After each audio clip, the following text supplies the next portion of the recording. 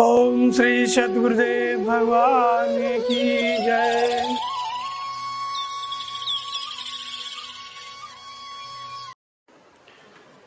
सबसे पुराना नाम है सांख्य और योग।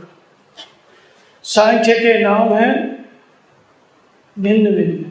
सांख्य को कहते हैं संन्यास योग, सांख्य का एक नाम है ज्ञान योग, सांख्य का एक नाम बुद्धि योग भी है, सांख्य का एक नाम ध्यान योग भी है, संन्यास योग भी है। ये सांख्य के अलग अलग नाम हैं। और योग का नाम एक योग, एक निष्काम कर्म योग, एक कर्म योग, और एक नाम उसका समर्पण योग है, एक नाम उसका भक्ति योग है, और एक नाम है दोनों का अलग अलग, निष्काम कर्म योग और ज्ञान योग। ज्ञान योग और निष्काम कर्म योग। तो सांख्य और योग ये पुराने नाम हैं। गीता में उसी को सांख्य और योग भी कहा, कहीं कहीं संन्यास और योग भी कहा। सांख्य को संन्यास योग और योग को निष्काम कर्म योग भी कहा। ये सब एक ही है। संसार में आज तक जितना भी चिंतन हुआ धर्म का, वो दो ही भागों में बटा। दुनिया में, चाहे दुनिया में किसी भी कोने में महापुरुष हुए हों, इन दोनों में से ही हुए। ज्ञान मार्गी होंगे या भक्ति मार्गी या समर्पण योगी या निष्काम कर्म योगी या योगी उसको कहो। जिन लोगों ने सांख्य और योग के बारे में चर्चा तक नहीं सुनी, वो तो भारत की देन है, सांख्य और योग। लेकिन जहाँ पे लोग नहीं जानते थे, वहाँ पे भी जब महात्मा भजन करते थे तो दोनों में से किसी एक में प्रतिष्ठित होकर करते थे। जैसे विदेशों में, चीन में एक लाइसे हुए, सुकरात हुए, ये सब ज्ञान मार्गी थे। भारत में महात्मा बुद्ध हुए, भगवान महावीर हुए, ये सब ज्ञान मार्गी थे। और बाकी भारत में और महात्मा जितने हुए जिन्होंने भगवान के प्रति अपनी निष्ठा व्यक्त की, भगवान को अलग से रख के चले, भगवान का, परमात्मा का नाम, अपने को भक्त माना, ऐसे जो महापुरुष हुए वो सब भक्ति मार्गी, निष्काम कर्म योगी या समर्पण योगी उनको कहा जा सकता है। तो इन्हीं दो भागों में चिंतन हुआ धर्म का।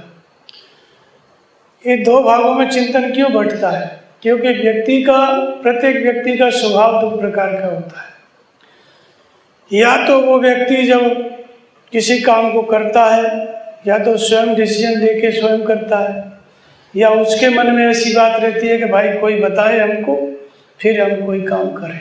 दो तरह के लोग आपको मिलेंगे। एक तो स्वयं डिसीजन लेने वाले, स्वयं करने वाले, और एक ये है कि भाई कोई करके दे दे, कोई हमको बता दे, हम उस पर चले। ये जनमानस में दो तरह के लोग हैं। इसी तरह से ये निष्ठा सांख्य की और योग की, अर्थात निष्काम कर्म योग और ज्ञान योग। ज्ञान योग के नाम पर कई प्रकार की भ्रांतियाँ थी भगवान कृष्ण के समय में, आज भी हैं। और निष्काम कर्म योग में इतना नहीं था, लेकिन ज्ञान योग के नाम पर बहुत सी भ्रांतियाँ थी, तब भी थी, अभी भी है। तो इसलिए भगवान कृष्ण ने बार बार चर्चा की ज्ञान योग और निष्काम कर्म योग की। संन्यास बोल करके कहीं संन्यास और योग नाम से ज्ञान योग को संन्यास बोला है और निष्काम कर्म योग को योग बोला है। कहीं सांख्य बोला है, कहीं योग बोला है।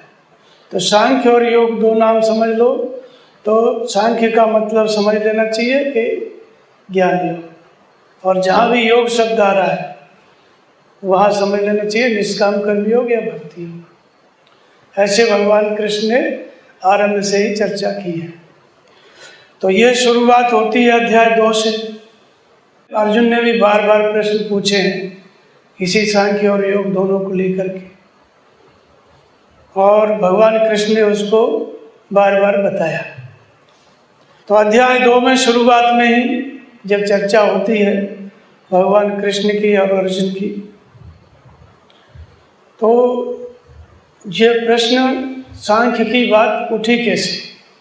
वो तो गीता ऐसे समय बोली गई जब युद्ध क्षेत्र, भगवान कृष्ण युद्ध का मैदान था, लेकिन वहाँ भगवान अचानक योग की बात क्यों करने लगे?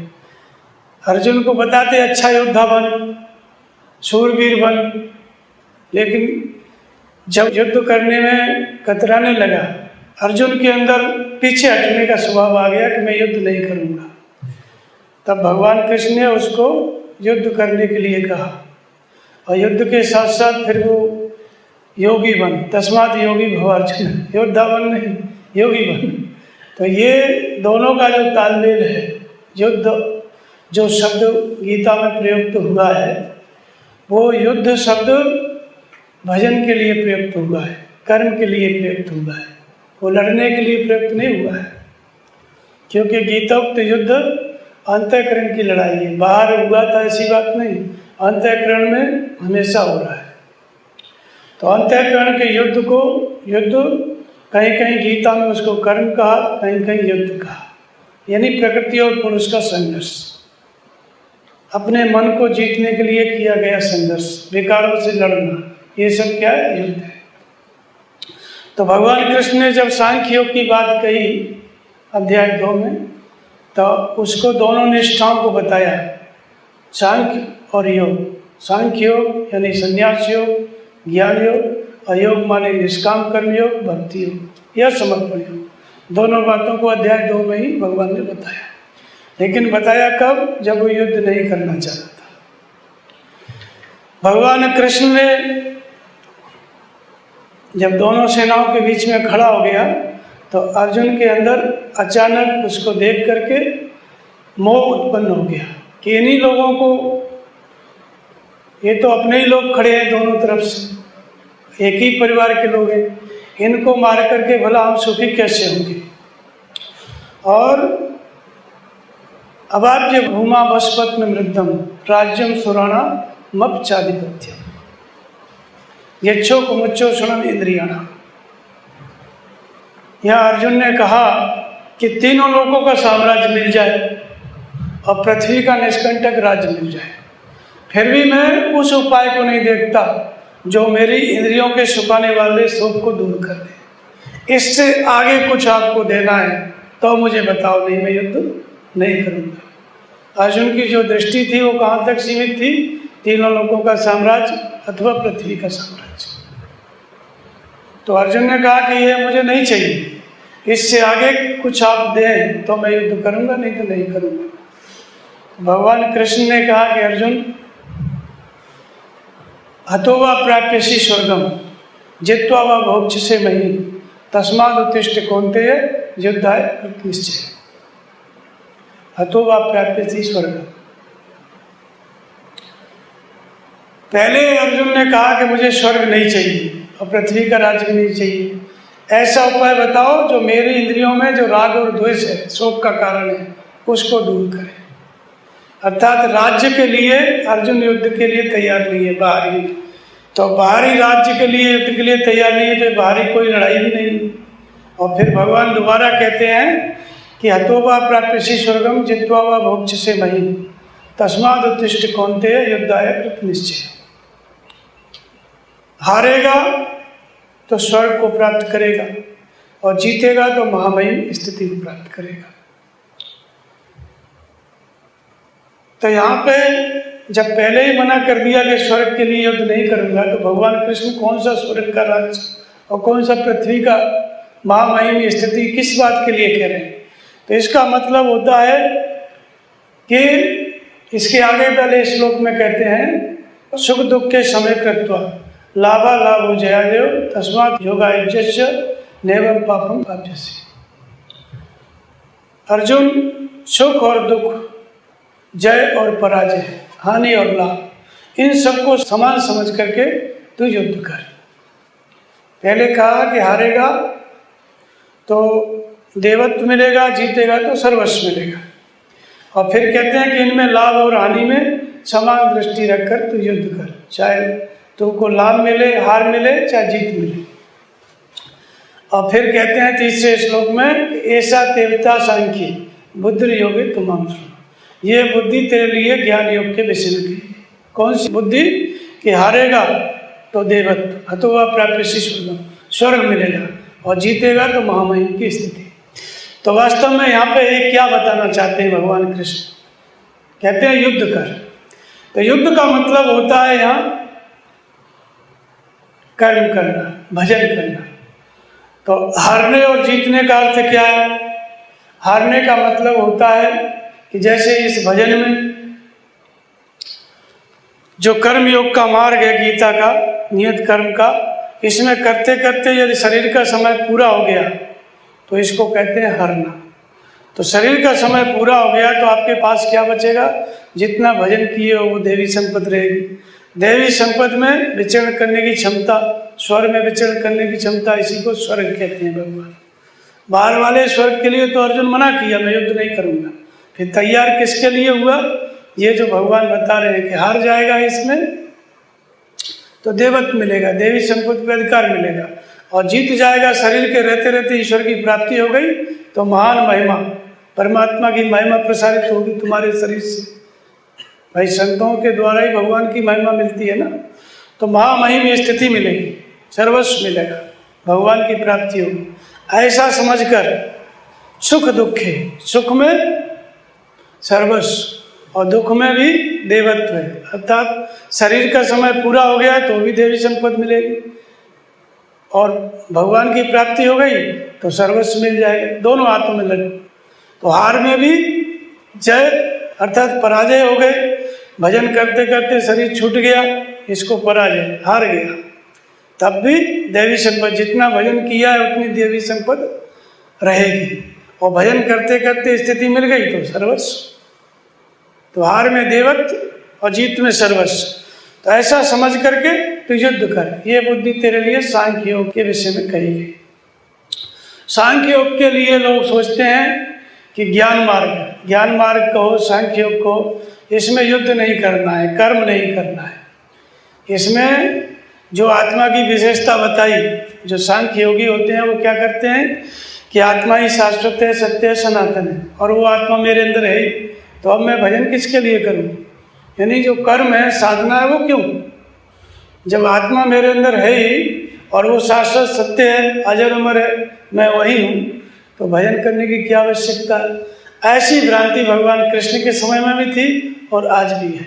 ज्ञान मार्गियों की मान्यता है कि जान लो आत्मा को, शाश्वत सनातन, इस तरह से समझ लो, इसको रट लो, याद कर लो, और तुम ज्ञान मार्गी हो। ऐसी भ्रांति प्रचलित है। हम तो आत्मा है, शुद्ध हैं, बुद्ध हैं, चैतन्य हैं, और जब आत्मा है तो साधना करके किसको खोजे? तो भगवान कृष्ण इस बात का यहाँ खंडन करते हैं कि अर्जुन तुझे युद्ध करना ही पड़ेगा, कर्म करना ही पड़ेगा। तो कर्म करना ही पड़ेगा, तो चाहे तू ऐसा समझ कि भजन करते करते शरीर का समय पूरा हो गया और भगवान नहीं मिले, तब भी तेरी जीत है, हार में भी जीत है, क्योंकि देवी संपदा है, जहाँ से साधन छूटा अगले जन्म में फिर शुरू हो जाए, और भजन करके इसी जन्म में प्राप्त हो गए तो सर्वस्व। तो इसमें लाभ और हानि, हानि और लाभ, सुख और दुख सब में समान समझ करके तू युद्ध कर, अर्थात अपनी जिम्मेदारी से आत्मनिर्भर होकर के भजन करना, ये ज्ञान योग है। ऐसा नहीं है कि ज्ञान मार्ग में कर्म नहीं करना है, भजन नहीं करना है, कर्म करना है, लेकिन आत्मनिर्भर होके। कैसे आत्मनिर्भर होके? कि हम भजन कर रहे हैं, अगर जीत गए, भगवान मिल गए तो ठीक है, नहीं मिले तो जहाँ तक पहुँचे वहाँ तक सही। उसमें लाभ हानि किसकी होती है? साधक की। सदगुरु से मार्गदर्शन लेता है, शिक्षा लेता है, साधन समझता है, लेकिन जो भजन करने का टाइम आता है तो ज्ञान मार्गी साधक सोचता है कि मुझे भजन करना है, मैं प्राप्त करूंगा, और जिसे प्राप्त करूंगा वो मेरा ही स्वरूप होगा, अलग से कोई भगवान नहीं। आत्मनिर्भर, अपनी ही आत्मा को वही स्वयं ही शिष्य बनता है, स्वयं ही गुरु बनता है, स्वयं डिसीजन लेकर के उसी गीतोक्त साधना में प्रवृत्त होता है। तो स्वयं निर्णय लेकर के, हान लाभ विचार करके, हान है तो भी मेरा और लाभ मिलेगा तो भी मेरा, अर्थात स्थिति मिल गई तो भी मेरी, नहीं मिली तो भी मेरी, अपना स्वयं का डिसीजन लेकर के इस गीतोक्त कर्म में, युद्ध में प्रवृत्त होना क्या है? ज्ञान योग है। ज्ञान मार्गी साधक अपनी स्थिति का आकलन करते हुए भजन में प्रवृत्त होता है। आज मैं इस स्थिति में हूँ, भविष्य में इस स्थिति में जाऊँगा, मैं अपने ही स्वरूप को प्राप्त करूँगा, जो मिलेगा वो मेरा ही रूप होगा, वो परमात्मा। मतलब स्वयं डिसीजन लेके चलना, आत्मनिर्भर होकर चलना ज्ञान योग है। और इसी को कहते हैं भगवान कृष्ण। इसमें यहाँ कोई ऐसा ज्ञान मार्ग नहीं है। लोग कहते हैं कि आत्मा ही सत्य है, शाश्वत है, सनातन। जो आत्मा की विशेषता बताई 3-4 श्लोकों में कि जल गीला नहीं कर सकता, अग्नि जला नहीं सकती, वायु सुखा नहीं सकता, ऐसा अंतर्यामी आत्मा है। तो लोगों का ऐसा मानना है, जो प्रचलित ज्ञान मार्ग है, कि शाश्वत सनातन आत्मा जब व्यक्ति के अंदर है तो क्या खोजना, केवल समझ लो, बस समझ गए तुम पूर्ण हो गए। इस तरह के ज्ञान मार्गी जो थे अभी इस सदी में हुए, जैसे जय कृष्ण मूर्ति, वो कहते थे कि केवल समझ लो, भजन चिंतन कुछ नहीं करना है, जान लो, जान लेना ही मुक्ति है और कोई अलग से मुक्ति नहीं। तो ये एक भ्रांति थी। भगवान कृष्ण ने जब आत्मा की विशेषता बताई तो उन्होंने वहाँ पे ये नहीं कहा कि ये ज्ञान मार्ग है। भगवान कहते हैं कि आत्मा शाश्वत है, सत्य है, सनातन है। इन विभूतियों से युक्त आत्मा को तत्वदर्शियों ने देखा। वो आत्मा की जो विशेषता बताते हैं वो तत्व दर्शन है। जो तत्वदर्शी होता है वो सत्य सत्य के अंतर को देखता है। तो जो सत्य सनातन आत्मा है उस आत्मा को इन विभूतियों से युक्त तत्वदर्शियों ने देखा। वो तो प्रत्यक्षदर्शी महापुरुषों की अनुभूति है, वो ज्ञान मार्ग नहीं है। तो प्रचलित जो ज्ञान मार्ग है संसार में, समाज में, वो लोग इसी आत्मा की जो अनुभूति, जो विशेषताएं बताई, इन्हीं को याद करके कहते हैं कि इसको समझ लो कि वो आत्मा हमारे अंदर है, यही ज्ञान मार्ग है। तो ये एक भ्रांति थी भगवान कृष्ण के समय में।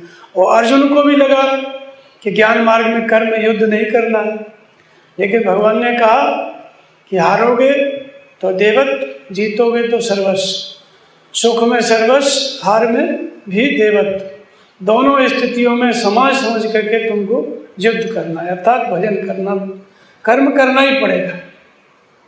ये क्या है? ये ज्ञान निष्ठा है, सांख्य निष्ठा, ज्ञान योग के लिए, अर्थात कर्म करना पड़ेगा। इसी को भगवान कृष्ण कहते हैं कि इसी को तू निष्काम कर्म योग के विषय में सुन।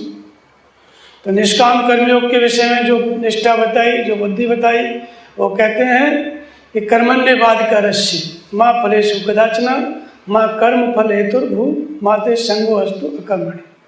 कर्म करने में तेरा अधिकार है, फल में नहीं।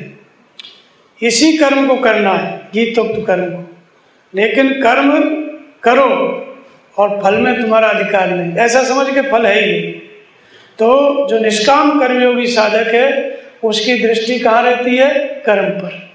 जो भगवान ने बताया, जो मार्गदर्शन दिया, या जो साधना सदगुरु ने बताई, उस साधना को उसको करना है। क्या मिलेगा क्या नहीं मिलेगा इस विषय पर विचार नहीं करना है। कर्मजम बुद्धि योगता है। जो बुद्धि योग है, समर्थ बुद्धि योग है, इसका मतलब है कि केवल कर्म से जुड़ जाओ। जो साधना है, नियत कर्म है, उससे जुड़ जाओ। क्या मिलेगा, कहाँ पहुँचोगे, क्या पाओगे, इससे मतलब नहीं। केवल कर्म करो, फल की वासना वाला मत हो। और कर्म करने में अश्रद्धा भी न हो। दिन रात करते रहो, भजन करते रहो, अश्रद्धा भी न हो। ऐसा क्या है? ये निष्काम कर्म योग है। इसी को समर्पण योग कहते हैं, क्योंकि इसमें समर्पण करना पड़ता है। और इसी को भक्ति योग कहते हैं, क्योंकि ये भगवान से जुड़ करके चलना है, इसलिए भक्ति योग है, इसी को कहा जाता है। और इसी को जो है समर्पण योग, भक्ति योग, निष्काम कर्म योग, इसी को कर्म योग कहा जाता है, क्योंकि कर्म करना ही पड़ता है। और इसी को योग कहते हैं। भगवान से मिलन कराता है, इसलिए इसका नाम योग है। भगवान कहीं और है, भक्त कहीं और है, वो भजन कर रहा है, भगवान से मिलेगा। ज्ञान मार्गी को क्या सोचता है कि जो परमात्मा या आत्मा है वो मेरे ही अंदर है, मैं स्वयं ही हूँ, मेरा ही वो स्वरूप है, मैं उसी स्वरूप को प्राप्त करूँगा। ऐसा सोच करके अपना स्वयं डिसीजन लेता है। उसका अच्छे बुरे का मालिक वो खुद है। और इसके अच्छे बुरे का मालिक कौन है? भगवान। कौन सा भगवान? जो सदगुरु के रूप में सामने है। तो ये सदगुरु के प्रति समर्पित होके उसी कर्म में लगता है, जो गीतोक्त कर्म। और ज्ञान मार्गी अपने पे आत्मनिर्भर होके उसी कर्म में लगता है। दोनों को की जो क्रिया है वो अलग अलग नहीं है, एक ही है। ज्ञान मार्गी को भी उसी सदगुरु से शिक्षा लेना है, उसको भी नाम जपना है, उसको भी काम क्रोध लोभ विकारों पर विजय पाना है। निष्काम कर्मयोगी को भी नाम जपना है और उसको भी भगवान के आदेश का पालन करना है समर्पित रह करके। कर्म क्रिया दोनों में एक ही, अलग अलग नहीं है। फर्क क्या है यहाँ पे? जो ज्ञान मार्गी है वो आत्मनिर्भर होके उसी कर्म में, गीतोक्त कर्म में, जिसको युद्ध कहते हैं, उसमें उसको प्रवृत्त होना है अपनी बुद्धि से। अपनी बुद्धि से भजन करना, अपना डिसीजन लेके भजन करना, ये क्या है? ये ज्ञान मार्ग है। मैं इतना इस स्थिति में हूँ, आगे इस स्थिति में जाऊँगा, इतनी चीज़ों का मैंने त्याग किया है, आगे इसका त्याग करूँगा, ऐसे रहूँगा, ऐसे जो भी है हर चीज़ का डिसीजन खुद लेता है। और निष्काम कर्मयोगी को जो सदगुरु की आज्ञा हो गई उस पर चलना, फिर भीतर से भगवान के आदेश पकड़ में आ गए उस पर चलना। भक्ति माने जुड़ करके, भगवान से जुड़ के चलना। जब तक भगवान के आदेश समझ में नहीं आ रहे हैं तो सदगुरु से जुड़ के चलना। सदगुरु का जो आज्ञा होगा वहाँ रहो तो वहीं जाके रहो, कैसे रहना है वैसे ही रहो, करना वही है नाम का जप और ध्यान। तो ये जो बात थी अध्याय 2 में भगवान कृष्ण ने बताई, लेकिन अर्जुन को स्पष्ट नहीं हुई, समझ में नहीं आया। उसको ये लगा कि निष्काम कर्मयोग ज़्यादा कठिन है। ज्ञान मार्ग में क्या है कि अपने हाथ में सब कुछ है, हार जीत अपने हाथ में है, अपना डिसीजन खुद लो, चाहे जैसे भजन करना है, चाहे जहाँ जाके करो, अपने मन से करो। तो उसको सरल प्रतीत हुआ। और निष्काम कर्मयोग में भयंकरता प्रतीत हुई कि तो बड़ा कठिन है, करना है मिलेगा कुछ नहीं, कर्म करने में अधिकार है, फल में नहीं, कुछ मांगना नहीं, केवल जो आज्ञा मिल गई वैसा करो, जो नियत कर्म है उसको करो। तो भगवान कृष्ण से अध्याय 3 में उसने प्रश्न किया कि व्याम श्रेणी में वाक्य न बुद्धि मोह हयशिव में तदेकम मद निश्चित ये न हो हम अपने हम। इन मिले हुए से वचनों से मेरी बुद्धि को भ्रमित मत करो, कृपा करके जो श्रेष्ठ है वो एक बताओ, कौन सा इन दोनों में श्रेष्ठ है? निष्काम कर्मयोग श्रेष्ठ है कि ज्ञान योग श्रेष्ठ है? आप मुझे बता दो, मैं वही करूं। जो ज्ञान योग में जो उसको सरलता प्रतीत हुई, तो उसको अर्जुन को अभी तक ये नहीं समझ में आया कि मुझे ज्ञान योग में कर्म करना है।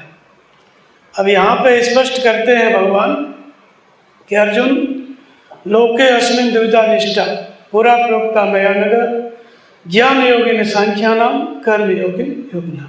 मेरे द्वारा 2 प्रकार की निष्ठाएं पहले कही गई, ज्ञानियों के लिए ज्ञान मार्ग और निष्काम कर्मियों के लिए कर्म योग।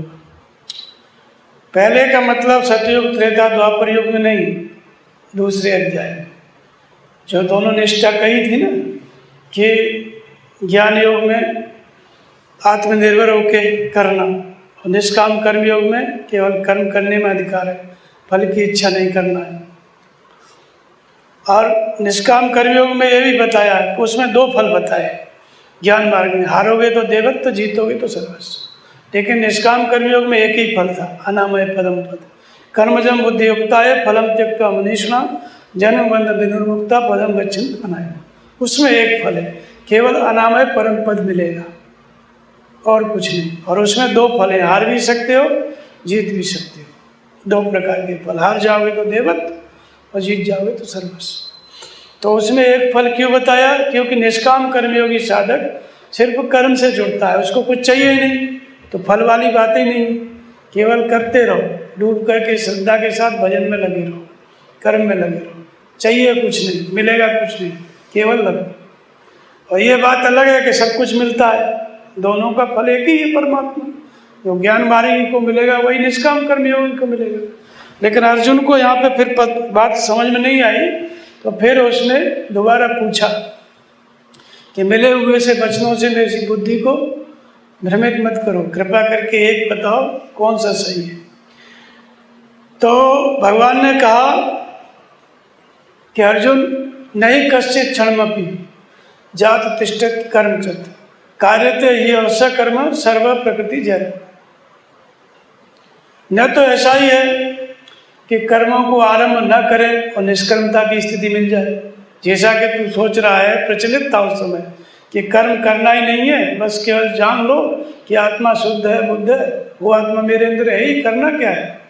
तो ऐसा कोई मार्ग नहीं है कि कर्म आरंभ ही न करो और निष्कर्मता की स्थिति आ जाए, अर्थात अकर्मण्यता कभी भी निष्कर्मता नहीं। और ना ऐसा ही है कि थोड़ा बहुत समझ काम की, थोड़ा अपना भजन शुरू किए, नाम जप कर्म शुरू किए और उसके बाद थोड़ी दूर चल के फिर छोड़ दिए। तो न कर्मणाम अनारंभ निष्कर्म पुरुषंते न च सन्न्यासनादेव सिद्धि समधि गच्छति। न ऐसा ही है कि आरंभ की हुई प्रक्रिया को छोड़ करके कोई भगवत प्राप्ति रूपी सिद्धि को प्राप्त कर ली। तो थोड़ा आरंभ किया फिर छोड़ दिया तो सिद्धि आपको नहीं मिलेगी। दोनों ही मार्गों में आपको कर्म करना ही है। नहीं कश्चित क्षण मात्र भी कोई व्यक्ति ऐसा नहीं है जो कर्म किए बिना रहे। क्यों? क्योंकि प्रकृति से उत्पन्न 3 गुण, सत्वगुण, रजोगुण, तमोगुण।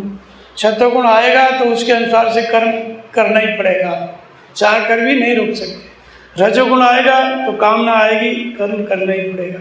तमोगुण आएगा, व्यर्थ की चेष्टाएं आएगी, आलस्य, निद्रा, प्रमाद, वो कर्म अपने आप करा लेती है प्रकृति। तो आप ये चाहो कि हम कर्म नहीं करेंगे, तो उनको भगवान कृष्ण कहते हैं कि कर्मों को त्याग नहीं सकते, कर्मों को छोड़ नहीं सकते। इतने के बाद भी अब कुछ लोग कहते हैं जो हट से इंद्रियों को रोक करके बैठ जाते हैं कि हम तो कर्म नहीं करते, हमारे लिए कर्म नहीं। तो उनके लिए भगवान कृष्ण ने कहा कि वे मिथ्याचारी हैं, जो इंद्रियों को अपने विषयों से रोक लिए और मन से विषयों का स्मरण कर रहे हैं। तो कर्म इंद्रियाणि संयम्य या आस्ते मनसा स्मरण इंद्रियार्थान विमूढ़ात्मा मिथ्याचार से उच्चते। भगवान कृष्ण कहते हैं कि वो मिथ्याचारी है। कौन? जो कर्म इंद्रियों को रोक ली और मन से विषयों का स्मरण कर रहे हैं। तो वो क्या है? उनका आचरण सही नहीं है, वो गलत है।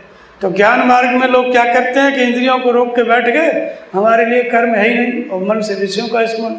तो जो प्रचलित ज्ञान मार्ग है उसमें ऐसी भ्रांति थी, तो इसलिए भगवान ने कहा कि ऐसा नहीं है कि कर्म को आरंभ ही नहीं करो, हो गई निष्कर्म, या आरंभ किया और उसको छोड़ दिया और हो गए सिद्ध अपना बन गए, ऐसा नहीं है।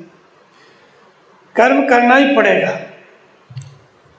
और इस तरह का जो आचरण करता है उसको कहते हैं कि वो मिथ्याचारी है, वो सही आचरण नहीं है। कर्म इंद्रियों को रोक लिया, मन से विषयों का स्मरण कर रहा है, तो उसका आचरण सही नहीं है।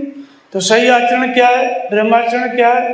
तो यस्तु इंद्रियाणि मनसा नियम्य और अर्थे अर्जुन कर्म इंद्रिय कर्मयोगम अशक्त से विशिष्ट। जो इंद्रियों को संयमित कर लिया है विषयों से, वो तो इंद्रियों से जो संयमित कर लिया और उसके साथ साथ मन से परमात्मा का चिंतन कर रहा है, उसका आचरण सही है, वो सही कर्म का आचरण कर रहा है। इंद्रियों को समेट लिया, संयमित कर लिया विषयों से, और मन को कहाँ लगा दिया? भजन चिंतन में, कर्म में लगा दिया, नियत कर्म में, वो सही आचरण कर रहा है, उसको कहते हैं वो ब्रह्मचारी है। संपूर्ण इंद्रियों का संयम उससे संभव है। जब इंद्रियों को समेट करके मन को ब्रह्म चिंतन में लगा दिया, ब्रह्म के आचरण में लगा दिया, तो वो सही आचरण कर रहा है। तो अब प्रश्न उठता है कि इंद्रियों को संयमित करके नियत कर्म में लगा है, तो वो नियत कर्म क्या है जिसको ये करता है? तो उसके लिए बोलते हैं कि नियतम तू कर। नियत कर्म जो है निश्चित किया हुआ कर्म है। शरीर यात्रा पिछते न प्रसिद्धेदा कर्म, निश्चित किए हुए कर्म को कर, क्योंकि कर्म न करने से कर्म करना श्रेष्ठ है। नहीं करने का मतलब ये नहीं है कि कर्म, हम बोल दिए कि हम कर्म नहीं करते, कर्म पीछे नहीं छोड़ता। सत्वगुण आएगा तो आपको अपने आप ऐसे विचार आ जाएंगे, रजोगुण आएगा तो अपने आप ये सब विचार आ जाएंगे, तमोगुण आएगा तो अपने आप ये विचार आ जाएंगे। तो ऐसा हो ही नहीं सकता है कर्म कोई छोड़ दे। तो इसलिए जब करना ही है तो नियत कर्म करो, ये तो कर्म करो। तो वो नियत कर्म क्या है उसको बताते हैं कि यज्ञार्थात् अन्यत् लोकोयम कर्म बंधना तदर्थम कर्म कौन्तेय मुक्त संगो समाचर। यज्ञ की प्रक्रिया ही वो कर्म है। जिस कर्म को करना है, अध्याय 2 से ही भगवान कह रहे हैं कि युद्ध कर, कर्म कर, कर्म करने में अधिकार है। कौन सा कर्म करना है? यज्ञ को कार्य देना कर्म, यज्ञ क्या है? तो इंद्रियों का संयम यज्ञ है, एक परमात्मा में श्रद्धा को स्थिर करना यज्ञ है, श्वास प्रश्वास का जप करना यज्ञ है, स्वाध्याय करना यज्ञ है। 14 प्रकार के यज्ञ बताए। संपूर्ण को कार्य रूप देना क्या है? नियत कर्म। और इस नियत कर्म को ही करना है। तो जो बार बार आ रहा था कि कर्म करना है, तो कौन सा कर्म करना है? नियत कर्म। नियतम कुरु कर्मत्वम कर्म जायो या कर्मणा शरीर यात्रा पीछा तेना प्रसिद्ध कर्म। निश्चित किए हुए कर्म को कर। तो वो निश्चित कर्म किया हुआ क्या है? यज्ञ की प्रक्रिया। यज्ञ क्या है? एक परमात्मा में श्रद्धा स्थिर करना, नाम का जप करना, इंद्रिय संयम करना, ये सब यज्ञ करना है। ये हम कर रहे हैं तो गीता का नियत कर्म हो रहा है और इस नियत कर्म को करना है। तो भगवान कृष्ण कहते हैं कि ज्ञान मार्ग अच्छा लगे चाहे निष्काम कर्म लो, दोनों ही मार्गों में अर्जुन तुमको कर्म करना ही पड़ेगा। कौन सा?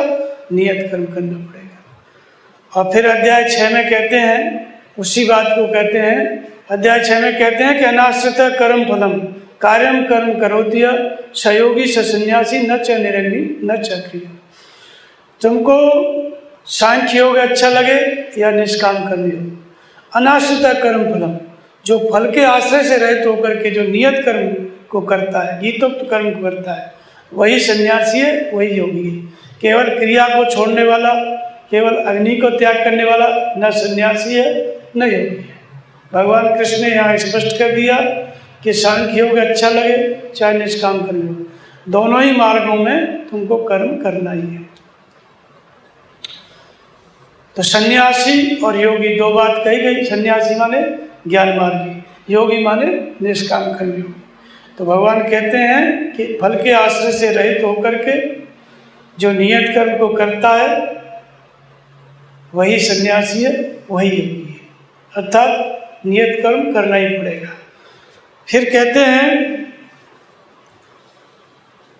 यम संन्यास मिति प्राह योगम तम विद्य पांडव नहीं संन्यस्त संकल्पो योगी बहुत कष्ट। जिसको योग कहते हैं उसी को तू संन्यास जान, या जिसको संन्यास कहते हैं उसी को योग जान। दोनों में कोई अंतर नहीं है, क्योंकि संकल्पों का त्याग किए बगैर न तो कोई योगी होता है न कोई सन्यासी होता है। अब संकल्पों का त्याग करना है, दोनों को करना है, चाहे निष्काम कर्मयोग से करो तब भी आपको संकल्पों का त्याग करना है, और ज्ञान मार्गी है तो भी संकल्पों का त्याग करना है। तो यम संन्यास मिति प्रावरो योगम तम विद्धि पांडव नहीं संन्यास संकल्पो योगी बहुत कष्ट। संकल्पों का त्याग किए बिना कोई भी योगी अथवा सन्यासी नहीं हो सकता। तो सोच लो कि हम संकल्प नहीं करते, या कह दो कि हम संकल्प नहीं करते, तो इतने से संकल्प पीछा नहीं छोड़ते। जिसको संकल्पों को त्यागना है उसके लिए शर्त बताते हैं कि संकल्प कब पिंड छोड़ते हैं। तो उसके लिए कहते हैं कि आरूढ़ोक्षो मुनिर्योगम कर्म कारण मुच्यते और योगारूढ़ तस्यैव सम कारण मुच्यते। जो योग की आरूढ़ता वाले, जिसके अंदर योगारूढ़ होने की इच्छा है, संन्यास की इच्छा है, उसको कौन सी शर्त पूरी करनी पड़ेगी? कर्म कारण मुच्यते। उसको गीतोक्त कर्म, नियत कर्म करना ही पड़ेगा, बिना इसके संकल्प पिंड नहीं छोड़ते। और नियत कर्म करते करते योगारूढ़ तुच्यते। योगारूढ़ता आ गई। योगारूढ़ता कब आती है? यश सर्वे समारंभा काम संकल्प वर्जिता ज्ञानाग्नि दग्ध कर्माणम तुम्हारा पंडितम बुद्धा। भली प्रकार आरंभ की हुई प्रक्रिया, चाहे ज्ञान मार्ग से चाहे निष्काम कर्म से, चाहे समर्पित होकर के चलो सदगुरु के प्रति, चाहे स्वयं पे आत्मनिर्भर होकर अपना भजन करो, कैसे भी करो, आरंभ करो। आरंभ की हुई प्रक्रिया इस स्थिति में पहुंच गई कि आरूढ़ोक्ष मुनिर्योगम कर्म कारण मुच्यते योगारूढ़ तस्यैव सम कारण। संपूर्ण संकल्पों का अभाव हो गया। यश सर्वे समारंभ काम संकल्प वर्जिता। भजन करते करते ऐसी अवस्था आ गई कि कामना और संकल्प शांत हो गए। तब ज्ञानाग्नि दग्ध कर्माणम तुम्हारा पंडितम बुद्धा। तब ज्ञान रूपी अग्नि, जिसे जानना चाहता था, वो परमात्मा प्रत्यक्ष हो जाता है और उसमें शुभ और अशुभ कर्म जल जाते हैं। ऐसी अवस्था आ जाने पर ही संकल्प पिंड छोड़ते हैं। क्यों? क्योंकि पहले तो संकल्प थे सांसारिक, तो उसके लिए नाम जपा, भजन किया, नियत कर्म किया, और नियत कर्म करते करते योगारूढ़ता आ गई। योगारूढ़ता माने जिस परमात्मा को जानना था उस पर आरूढ़ हो गया, उसको प्राप्त कर लिया, तो परमात्मा की प्राप्ति वाला संकल्प भी छूट गया। तो इस अवस्था को क्या कहते हैं? संन्यास, सर्व संकल्पों का अभाव। इसके बाद बताते हैं कि सांख्य योगी या निष्काम कर्म योगी दोनों की जो स्थिति होती है संकल्प त्याग की, वो कब मानी जाए, कब समझा जाए कि इसने संकल्पों का त्याग कर दिया? तो उसके लिए बताते हैं कि यदा हि निन्द्रियार्थेषु न कर्म स्वनुसज्जते सर्व संकल्प सन्यासी योगारूढ़ दुच्यते। जिस काल में पुरुष न तो इंद्रियों के भोगों में आसक्त होता है क्योंकि उसको त्याग दिया, और न नियत कर्म में, कल्याणकारी कर्म में आसक्त होता है क्योंकि भगवान मिल गए, उसमें भी आसक्त नहीं होता, उस समय वो जो है सर्व संकल्प सन्यासी, वही संपूर्ण संकल्पों का अभाव है, उसी का नाम क्या है? संन्यास है। और योगारूढ़ वही योगारूढ़ता है। तो संन्यास और योगारूढ़ता दोनों की स्थिति के लिए जो अनिवार्य शर्त है वो नियत कर्म है, गीतोक्त कर्म है। और वो कर्म क्या है? यज्ञ को कार्य देना, इंद्रिय संयम, नाम का जप, श्वास प्रश्वास में स्वाध्याय, ये सब करना, ये अनिवार्य शर्त है। अब इसके लिए निष्ठा दो प्रकार की है इस नियत कर्म को करने के लिए। तो इसलिए अर्जुन ने फिर से प्रश्न किया अध्याय 5 में कि भगवान संन्यासम करणान कृष्ण पुनर्योगम च संसचि यस्यो रेकम तन्मे ब्रूहि सुनिश्चितम्। संन्यासम कर्मणाम कृष्ण, कभी आप संन्यास माध्यम से किए जाने वाले कर्म की प्रशंसा करते हो और कभी निष्काम माध्यम से किए जाने वाले कर्म की प्रशंसा करते हो। कृपया करके इन दोनों में किस माध्यम से करना श्रेष्ठ है वो मुझे बताओ। अर्जुन पूछता जा रहा है, उसको बार बार भ्रम की स्थिति बन रही है। एक बार भगवान निष्काम कर्मयोग को श्रेष्ठ बताते हैं, एक बार ज्ञान योग को। फिर यहाँ अध्याय 5 में उसने पूछा कि आप बता ही दो कि कौन सा श्रेष्ठ है मेरे लिए, निष्काम कर्मयोग के ज्ञान योग, किस माध्यम से करूँ? करना तो है, यहाँ पे अर्जुन तैयार हो गया अध्याय 5 में, मुझे करना है, लेकिन कौन से माध्यम से करूँ? आप कह दो कौन सा श्रेष्ठ है। तो भगवान कृष्ण कहते हैं यह सांख्य प्राप्यते स्थानम तैद्यो गैरपिरम्यते एकम सांख्यम योगम च यह सपश्यति सपश्यति। भगवान कहते हैं कि जिस स्थिति को सांख्य योगी प्राप्त करता है उसी स्थिति को निष्काम कर्मयोगी प्राप्त करता है। यह सांख्य प्राप्यते स्थानम, जिस परमात्मा को सांख्य दृष्टि से कर्म करने वाला अर्थात ज्ञान मार्गी साधक जिस परमात्मा की अनुभूति करता है, निष्काम कर्मयोगी साधक भी उसी परमात्मा की अनुभूति करता है। दोनों का अनुभव एक जैसा है, और जो इन दोनों को एक देखता है वही सही देखता है। यानी देखते तो सभी लोग हैं, लेकिन यथार्थ दृष्टि किसके पास है?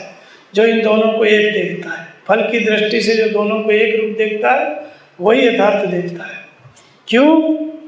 क्योंकि सांख्य योगो पृथक वाला प्रवदंती न पंडिता एक मध्य स्थित सम्यक उभयोर विद्यते फलम।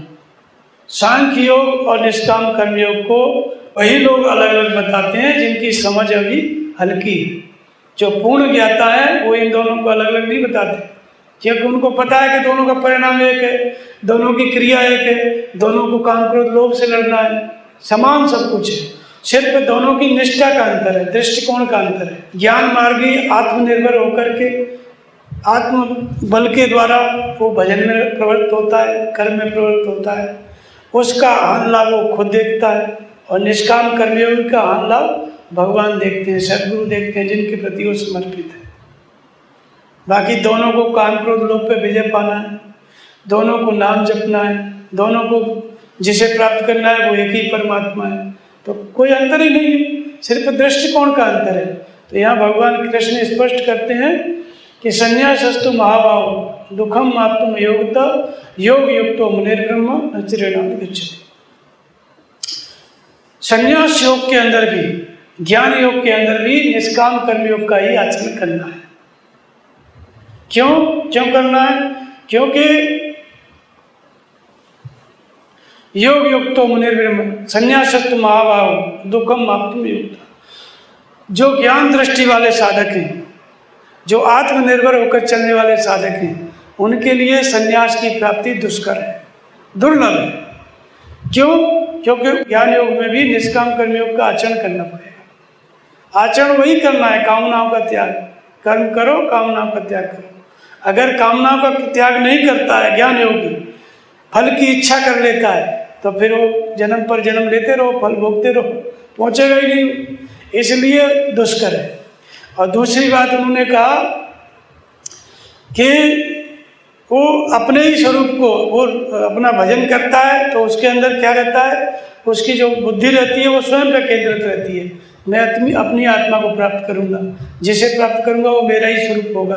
तो धीरे धीरे उसको अभिमान होने लगता है और बाद में जो भजन है वो छूट जाता है, फिर शरीर को ही मानने लगता है कि मैं वही हूँ। तो इसलिए दुख पूर्वक उसको कहा कि इसमें क्लेश बहुत है, दुख बहुत है। तो इसके अंदर जो आचरण करना है ज्ञान योग के अंदर, वो निष्काम कर्म योग का ही आचरण करना है। तो बहुत से लोग ऐसा सोचते हैं कि हम तो शुद्ध हैं, बुद्ध हैं, चेतन हैं, हमारे लिए कर्म है ही नहीं, इंद्रियां अपने अर्थों में बरत रही। अध्याय 5 में भगवान कृष्ण कहते हैं कि एक श्लोक में उन्होंने बताया योग युक्त पुरुष की रहनी, कि जो योग से युक्त है, योग माने परम तत्व परमात्मा, जिसे वो परमात्मा प्राप्त हो गया है, उस परमात्मा से जो संयुक्त हो गया है, उस महापुरुष की रहनी कैसे होती है। तो उसके लिए कहते हैं कि योग युक्तो विशुद्ध आत्मा, विजितात्मा जितेंद्रिय सर्वभूतात्मा भूतात्मा कुर्वन् अपि न लिप्यते।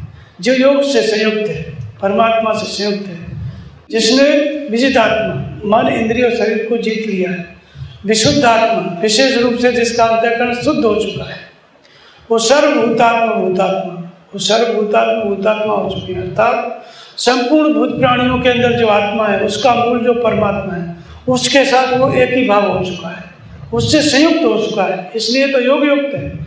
इसलिए वो करते हुए भी कुछ नहीं करता है, उसकी इंद्रियां अपने अर्थों में बरत रही।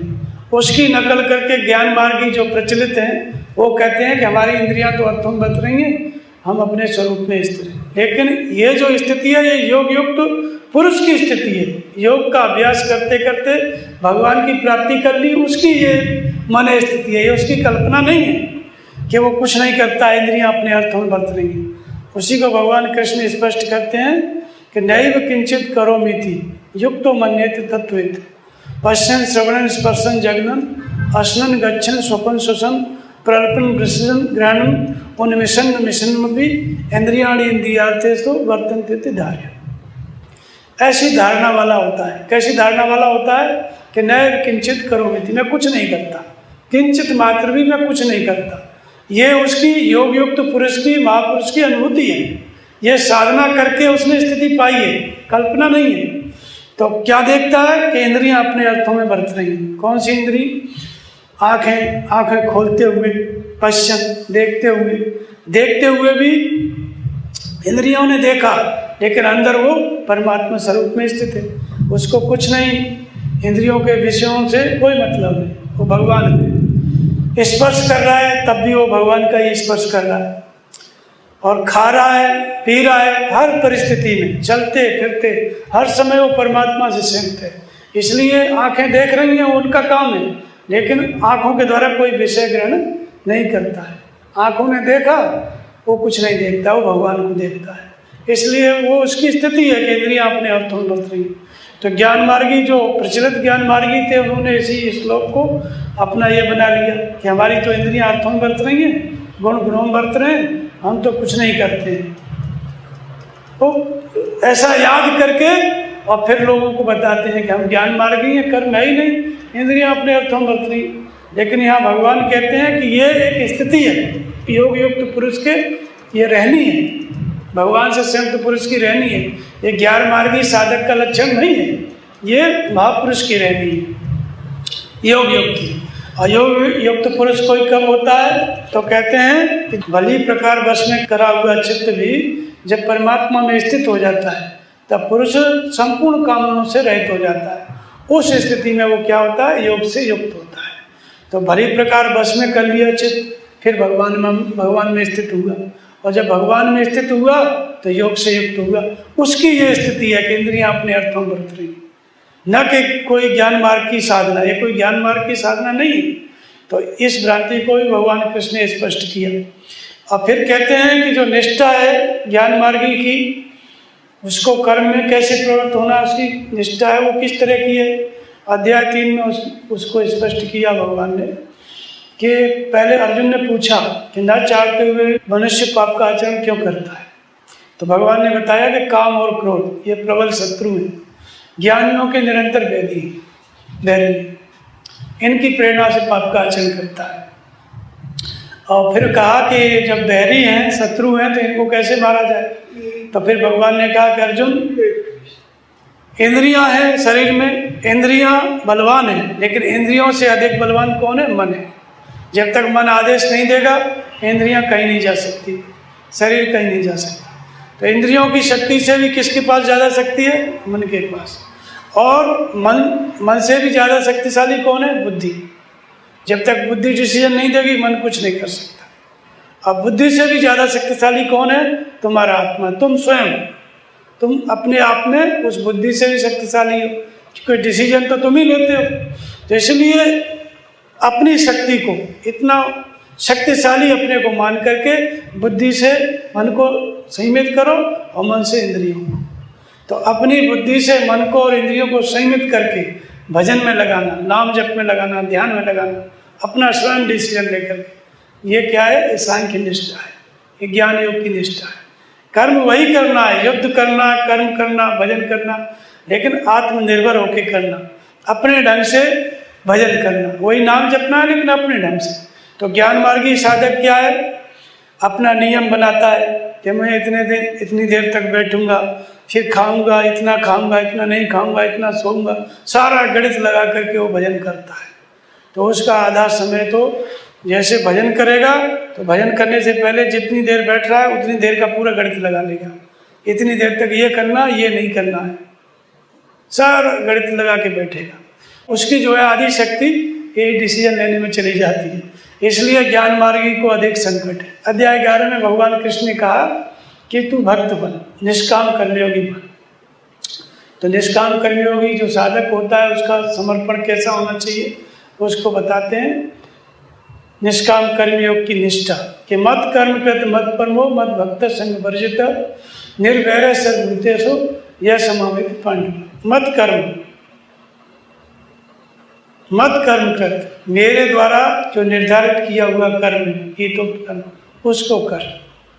मत कर्म कृत मत परमो, उसको कर लेकिन अपने बुद्धि से मत कर, उसको भी मेरे परायण होके कर, अर्थात सदगुरु के प्रति समर्पित होके करना है। भजन करना है लेकिन समर्पित होके करना है। और जो भजन पार लगा सुबह से शाम तक भजन चिंतन सेवा, उसको भी मेरे परायण मतलब मुझे समर्पित कर। कर्म करो, मेरे द्वारा निर्धारित कर्म करो, मेरे लिए करो, मेरे प्रति समर्पित होकर करो, और जो कुछ पार लगता है उसको अर्पण कर दो। तो इसको कहते हैं भगवान कृष्ण कि संपूर्ण प्राणियों में जो बैर भाव से रहित है वो मुझे प्राप्त करेगा। तो राग और द्वेष से, संग दोष से रहित होकर के इस तरह से भगवान के प्रति समर्पित होकर भगवान के लिए कर्म करना, ये क्या है? निष्काम कर्म, इसी को भक्ति योग भी कहते हैं। फिर अध्याय 12 में अर्जुन ने पुनः प्रश्न किया कि भगवान, जो आपने 2 प्रकार के भक्त बताए, एक तो आत्मनिर्भर होके भजन करते हैं अपनी आत्मा की प्राप्ति के लिए, एक आपको अलग रख के भजन करते हैं, आपके लिए ही सब कुछ करते हैं। इन दोनों में उत्तम कौन है, श्रेष्ठ कौन है?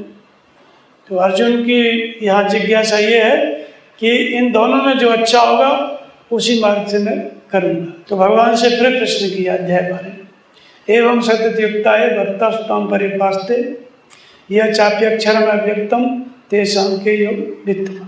एवं सततयुक्ताय, जो आपसे निरंतर संयुक्त होकर भजन कर रहे हैं, आपके ऊपर निर्भर होके, और जो एक अक्षरम अव्यक्तम, जो अव्यक्त अक्षर की उपासना करते हैं, अव्यक्त और अक्षर ब्रह्म की उपासना करते हैं जिसमें आप भी स्थित हैं।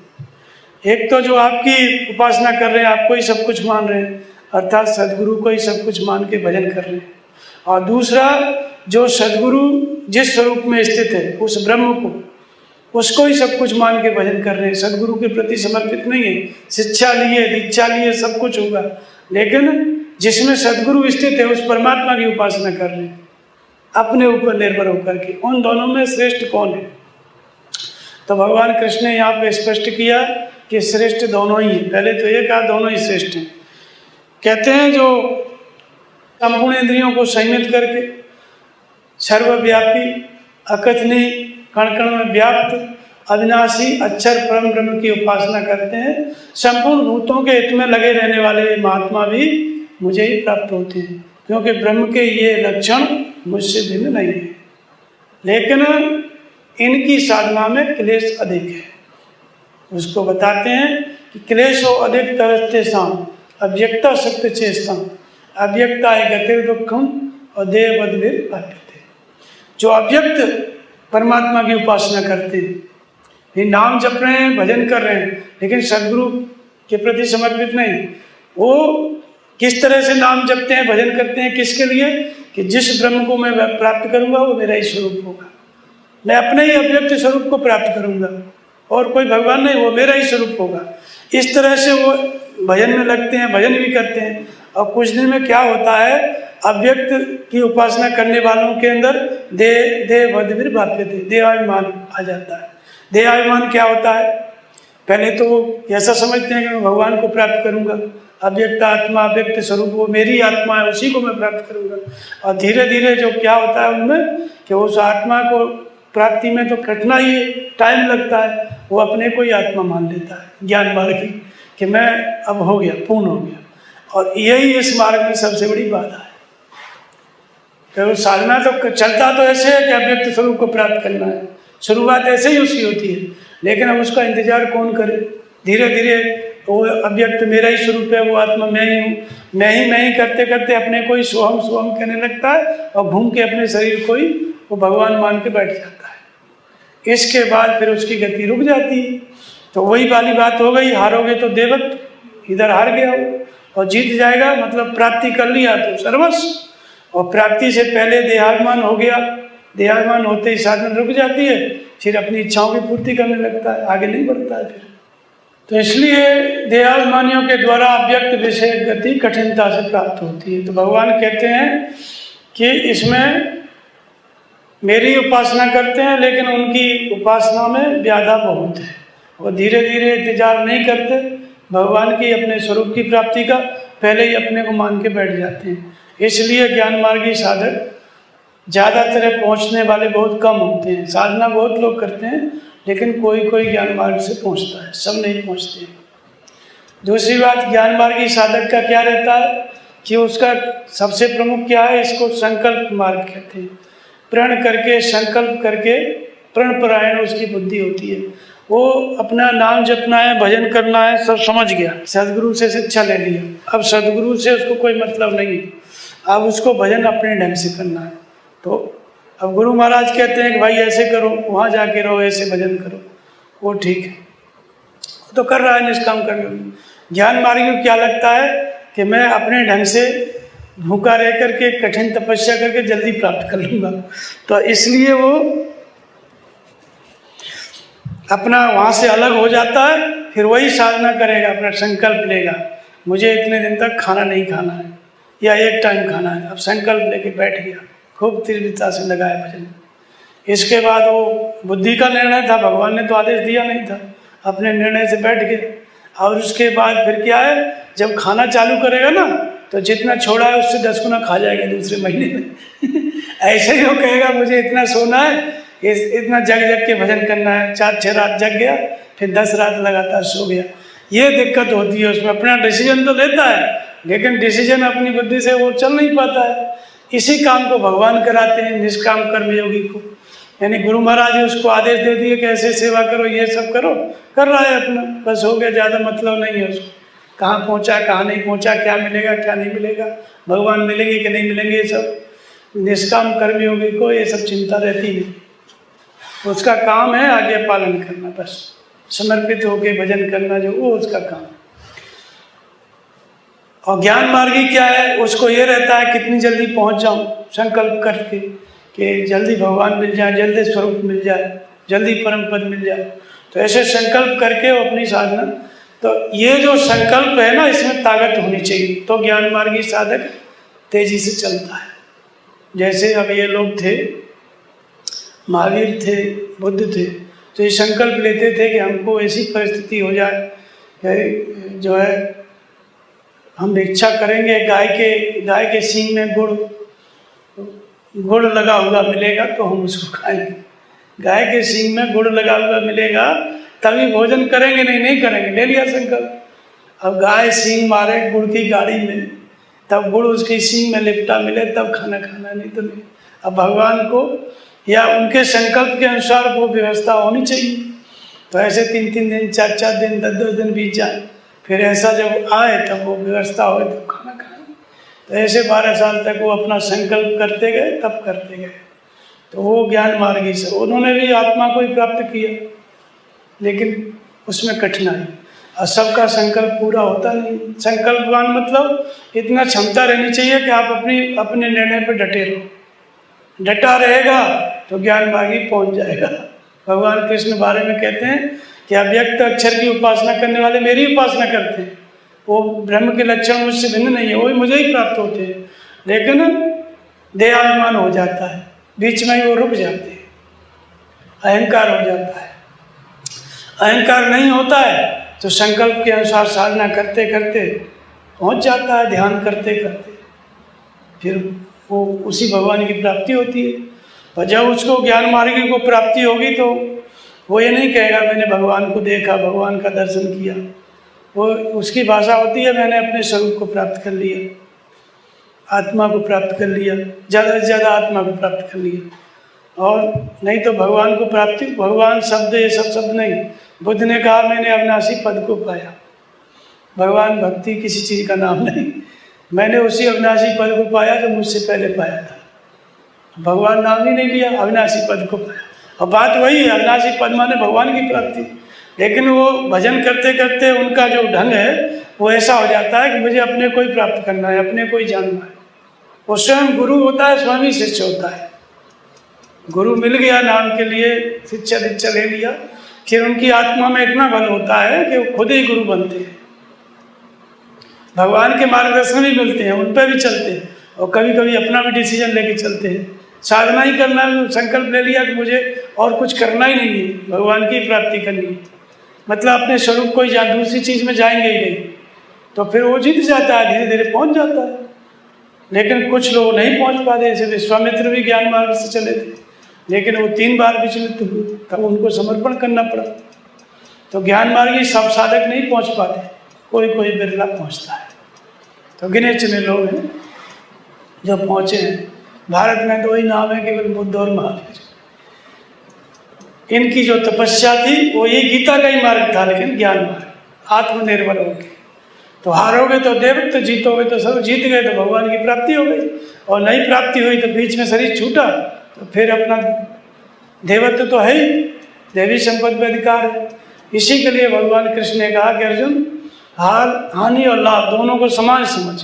हानि मिले तो भी तैयार है और लाभ मिले तो भी तैयार है, दोनों को समान समझ करके युद्ध कर, अर्थात भजन में प्रवृत्त हो। तो इसलिए अध्याय 6 में कहते हैं कि जो संपूर्ण योग में भी जो मुझे अंतरात्मा से भजता है वो सर्वश्रेष्ठ है। तो यहाँ पे भगवान भी कहते हैं कि जो निरंतर मुझसे युक्त होके अध्याय 12 में भजन कर रहा है वो श्रेष्ठ है, निष्काम कर्मयोगी श्रेष्ठ है। श्रेष्ठ क्यों है? तो कहते हैं कि उसका सब कुछ मैं देखता हूँ, मयि आवेशित चेष्टा हूँ, मयि एव मन आदस्सा मोहि बुद्धि निवेशयसि मयि एव अथ उदम संशय। मुझ में मन लगा, मुझ में बुद्धि लगा। क्यों?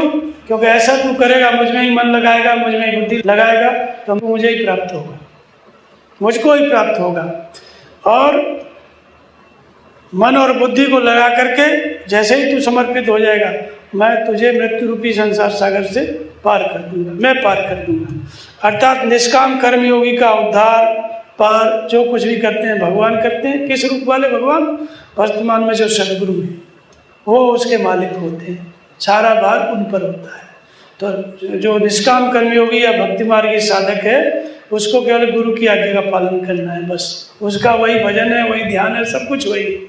और जो ज्ञान मार्गी है उसको डिसीजन लेके यही नाम जपना है, यही ध्यान करना है कि अपने निर्णय से करना है, अपना डिसीजन लेके करना है। हारेगा तो हो जाने और जीतेगा तो भी हो जाने, भगवान से कोई मतलब नहीं। इसकी हार जीत की जिम्मेदारी किसकी है? सदगुरु की है। जिस गुरु के प्रति वो समर्पित है, इसका हानि लाभ वो गुरु देखता है, वो उसका काम है। तो इसके लिए आज्ञा पालन ही भजन है, और उसके लिए आज्ञा पालन नहीं, वो अपने डिसीजन से वही नाम वो भी जपेगा, लेकिन कोई आज्ञा नहीं देगा, किसी की आज्ञा नहीं लेगा। गुरु है उसका भी, लेकिन अपनी आज्ञा लेगा, अपना डिसीजन लेगा, अपना निर्णय लेगा, अपने ढंग से भजन करेगा। काम एक ही है दोनों का, लेकिन वो आत्मनिर्भर और ये भगवान के ऊपर समर्पित। कौन से भगवान के? मंदिर वाले के नहीं, जो सदगुरु है वो भगवान है उसके लिए, दूसरा कोई भगवान नहीं है। सदगुरु के प्रति समर्पित होना ही भगवान के लिए समर्पित होना। तो इस तरह से यह दोनों का अंतर है। बोलिए श्री सद्गुरुदेव भगवान की जय।